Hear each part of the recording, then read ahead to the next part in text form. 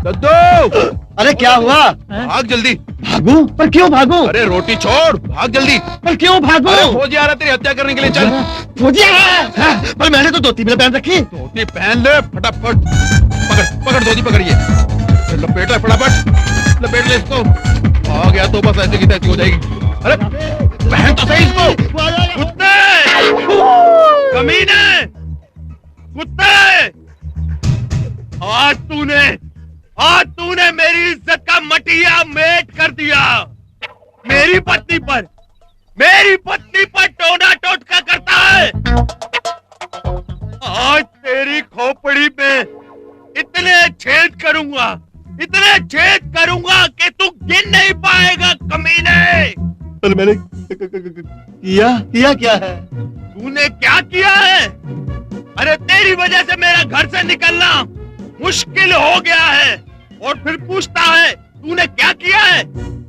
लोग बात दबी जबान में कहते हैं, मैं नाकारा हो गया हूँ, इस वजह से मेरी पत्नी कहीं और जा लगी है। क्या हुआ कमीने, हवा निकल गई?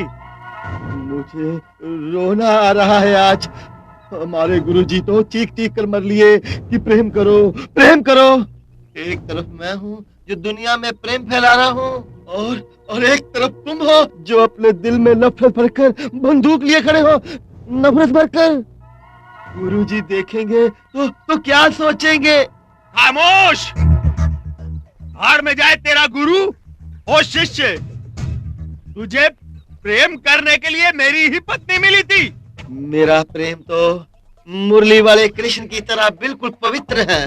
तुम अपनी बीवी को यहाँ भेज दो, बाकी मैं उसे सब कुछ समझा दूंगा।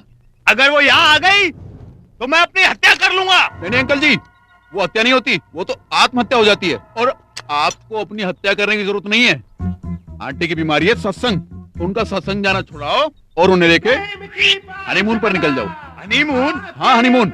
और हाँ, आपकी बीमारी की जड़ है ये भोपू वाला प्रेम गुरु।